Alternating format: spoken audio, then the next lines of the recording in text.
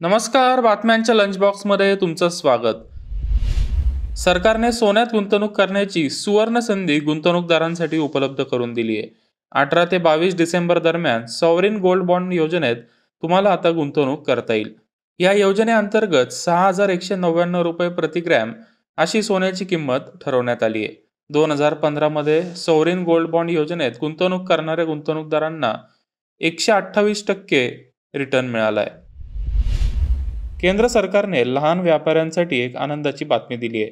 आता लहान व्यापाऱ्यांना GSTR-9 फॉर्म भरावा लागणार नाहीये. 2 कोटी रुपयापर्यंत व्यवसाय करणाऱ्या व्यापाऱ्यांना हा फॉर्म भरावा लागत होता. या फॉर्मचा वापर करून त्यांना वार्षिक रिटर्न दाखल करावा लागत होता. आता हा फॉर्म लहान व्यापाऱ्यांना भरण्याची आवश्यकता नाहीये.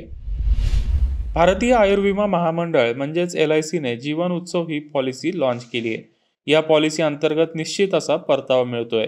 या योजनेत 8 वर्षापासून ते 65 वर्षाच्या व्यक्तीला गुंतवणूक करता येते. तसेच हप्ता 5 ते 16 वर्षापर्यंत भरण्याचा पर्याय उपलब्ध आहे. तुम्ही या योजनेत किती काळ गुंतवणूक केली त्यावर तुमचा रिटर्न अवलंबून असेल. या योजनेअंतर्गत किमान 5 लाख रुपयांची सम ॲश्युअर्ड घ्यावी लागेल. तसेच नियमित उत्पन्नाचा पर्याय देखील या योजनेत उपलब्ध आहे. आता LIC एजंटसाठी एक आनंदाची बातमी. LICने एजंटच्या ग्रॅच्युटीची मर्यादा 3 लाख रुपयाहून 5 लाख रुपयापर्यंत वाढवली आहे. LIC एजंट नियामक 2017 मध्ये सुधारणा करण्यात आली आहे.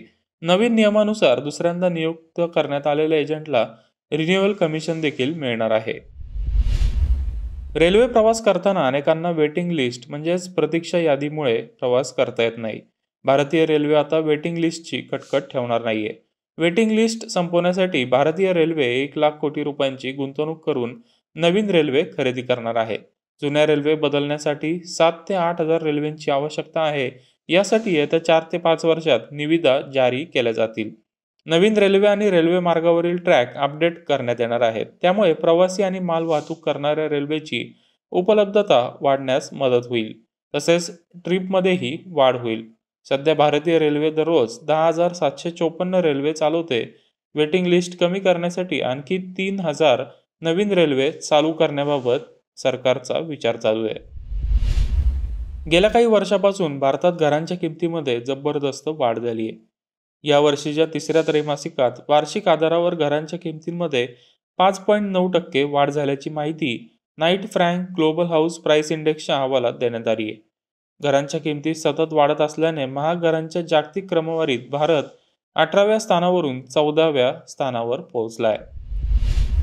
महाराष्ट्रातील संत्रा निर्यातीवर 50% अनुदान देण्याचा राज्य सरकारने निर्णय घेतल्याची माहिती राज्याचे पणन मंत्री अब्दुल सत्तार यांनी विधानसभेत दिली.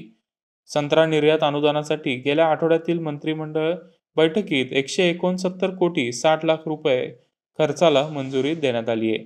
बांगलादेशने संत्रा आयात शुल्क प्रति किलो 88 रुपये केल्यामुळे राज्यातील संत्रा उत्पादकांना निर्यातीसाठी अधिकचे पैसे मोजावे लागले. यामुळे संत्रा निर्यातीत घट पाहायला मिळाली. बातम्यांच्या लंच बॉक्समध्ये आता वेळ झाली थांबायची. तुम्ही पाहत राहा मनी 9 मराठी.